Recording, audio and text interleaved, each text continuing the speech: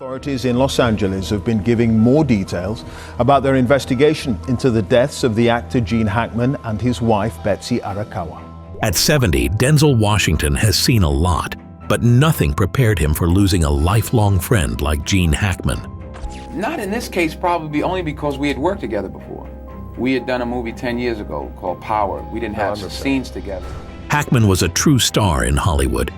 What a bastard. Pay him $50,000 of my goddamn money? His movies will always be remembered. Denzel shared something about Hackman's last days which shocked everyone. In this video, we will talk about how his loss leaves a big gap in the world of movies and how Denzel Washington is deeply affected by it. Let's dive in. Gene Hackman was born on January 30th, 1930 in San Bernardino, California. He became one of Hollywood's greatest actors, winning many awards, including 2 Oscars and 4 Golden Globes. His roles in The French Connection and Unforgiven made him a legend. But his journey wasn't easy. He faced many struggles early on, but never gave up. Outside of acting, Hackman loved animals, art, and travel. He enjoyed fishing in peaceful lakes and exploring new places. He was also a big football fan, especially of the Jacksonville Jaguars. Despite his fame, he kept his personal life private. He was married to Faye Maltese for over 30 years, and they had 3 children, Christopher, Elizabeth, and Leslie. After their divorce in 1986, he married Betsy Arakawa in 1991. Hackman's family roots traced back to Pennsylvania Dutch, English, and Scottish ancestry. His mother was from Canada. Over the years, he formed close friendships, including with musician Chris Christopherson. His talent brought him great success. In 1972, he earned $1.2 million for the Poseidon Adventure. Playing Lex Luthor in Superman added another $2 million. His deep voice also landed him brand deals. You got anything stronger than this, deputy? Including Lowe's commercials. With a net worth of $80 million, Hackman had the freedom to enjoy life. One of his favorite places was his 12-acre estate in Santa Fe, New Mexico. He and Betsy remodeled it into a stunning home. It featured open spaces, large windows, and warm colors that blended with nature. Before living in Santa Fe, he owned several beautiful homes. In the 1980s, he had a 25-acre estate in Montecito, California, which he sold for $5 million. Decades later, it resold for $25 million. Another of his former homes in Pebble Beach was listed for $79 million in 2012. Hackman also loved classic cars. His collection included a 1967 Shelby Mustang GT500, a 1957 Chevrolet Corvette, and a 1964 Aston Martin DB5. He also owned a Ferrari, a Porsche 911, and a Rolls-Royce. He traveled in style with his yacht and private jet. He fell in love with acting at just 10 years old. At 16, he dropped out of school and joined the U.S. Marine Corps by lying about his age. He served for 4.5 years, gaining discipline that shaped his career. After leaving the military, he moved to New York and later attended the University of Illinois. But his heart was set on acting. In 1956, he joined the Pasadena Playhouse Theater in Los Angeles, where he met Dustin Hoffman. They struggled together, chasing their dreams. In 1957, Hackman moved to New York City, sharing an apartment with Hoffman. He took small theater roles, working hard for his big break. In 1964, he landed a role in Lilith. Every time I see him now, I say, Nick, I never thought I'd see you in ladies' underwear. Catching Hollywood's attention. By the 1970s, he was a star, winning an Oscar for The French Connection. My first acting scene ever was in New York. He played many unforgettable roles in films like Mississippi Burning, Hoosiers, and The Royal Tenenbaums. His last film, Welcome to Mooseport, 2004, marked the end of his acting career. Though fans hoped for a return, he retired to focus on writing. He published several novels, proving his storytelling talent beyond film. Though he stepped away from Hollywood, he briefly returned to narrate 2 Marine Corps documentaries, The Unknown Flag Raiser of Iwo Jima and We, the Marines. Gene Hackman chased his dream of acting, not knowing the cost. Hollywood didn't just ask for hard work, it took everything. In 1956, he was struggling, working random jobs to survive. But he had Faye Maltese, the woman who believed in him. That year, they married and started a simple life with their 3 kids, Christopher, Elizabeth, and Leslie. Then, in 1967, everything changed. His role in Bonnie and Clyde got him an Oscar nomination, making him a star. By the early 70s, he was in big films like The French Connection and The Poseidon Adventure. Hollywood loved him, success came fast, but his family life suffered. As his career grew, he drifted from home. Late-night calls stopped, family dinners disappeared. Faye waited, hoping things would change. But they never did.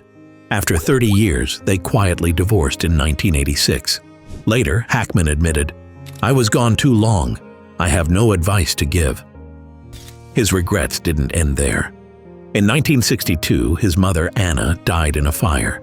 She had always believed in him, but by the time he made it, she was gone. If he could show her one film, it would be I Never Sang for My Father, a story much like his own.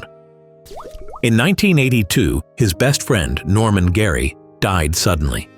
Hackman drowned his grief in work, giving some of his best performances: Under Fire, 1983, Hoosiers, 1986, and Mississippi Burning, 1988. Then he met Betsy Arakawa, a classical pianist. She brought him peace. They married in 1991, and this time, Hackman chose differently. He left Hollywood behind. But why did he walk away at his peak? Now first, like always, be sure to hit the like button down below. It helps us out tremendously with the reach of this video. Thank you. In 2004, Hackman told Larry King, "I never saw myself as a star." Yet his work proved otherwise. Tom Hanks once said, "There's never been anybody like Gene Hackman." News of his passing at 95 shocked Hollywood. Fellow actors shared their grief. Pedro Pascal, a lifelong fan, called it a huge loss. Viola Davis praised his performances in The French Connection, Unforgiven, and The Poseidon Adventure. Hackman quit acting in 2004, making it official in 2008. "I haven't announced my retirement, but yes, I'm done," he revealed in an interview. Most actors work until their final days, but Hackman knew when to leave. For those who worked with him, his impact was huge. Will Smith recalled watching him in Enemy of the State. "He wasn't doing anything, but I couldn't stop watching him," he said. Clint Eastwood, who directed him in Unforgiven, called him intense and real, never a false note. Though famous for drama, Hackman showed his comedy skills in The Birdcage and The Royal Tenenbaums. Nathan Lane said it was an honor to work with him. Gwyneth Paltrow, his on-screen daughter in The Royal Tenenbaums, simply posted a broken heart emoji in tribute. Even Prince William paid respect, calling Hackman a true genius of film, with power, honesty, and star quality. His last film, Welcome to Mooseport, 2004, wasn't the big ending fans hoped for. When asked in 2011 if he'd do one more movie, he joked, "Maybe, if I could do it from my house with no one bothering me." But as Josh Brolin put it, Hackman beat to his own drum. He had given all he had to the screen. For the last 20 years, he enjoyed the quiet life he had once sacrificed. For a man who never saw himself as a star, Hollywood tells a different story.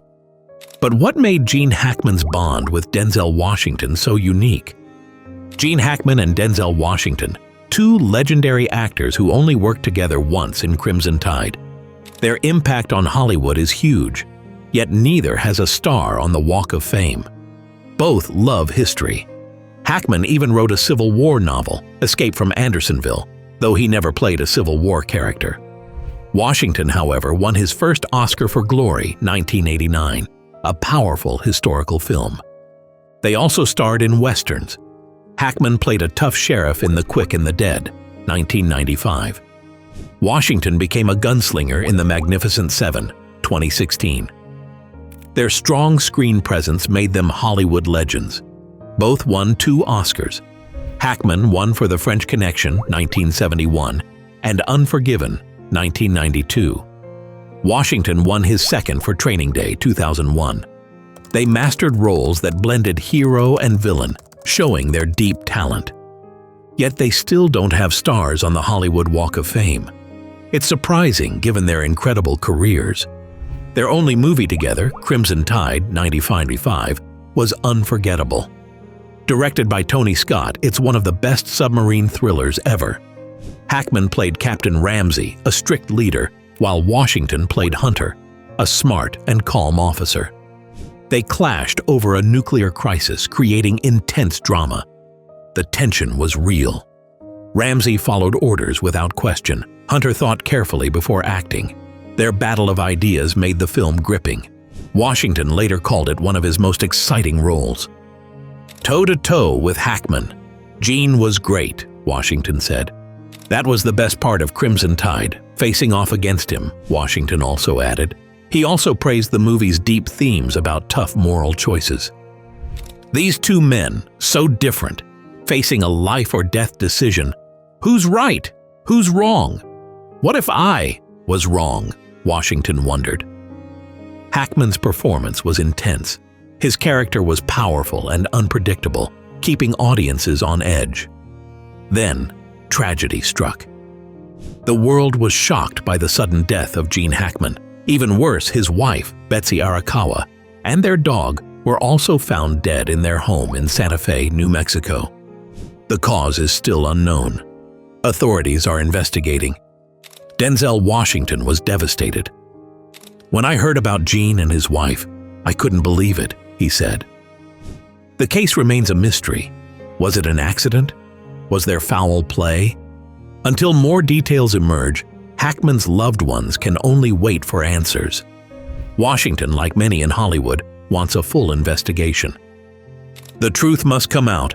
The world needs to know what really happened, he said. Hackman wasn't just an actor, he was a legend. His work touched millions. Washington called him one of the greatest actors ever. He gave his all, entertained so many people, and made a huge impact. And now, something awful has happened to him. It's so sad, Washington's remarks. As Hollywood mourns, the investigation continues. Friends, colleagues, and fans wait, hoping for justice. What do you think happened that night? Was it an accident or something worse? Let us know in the comments.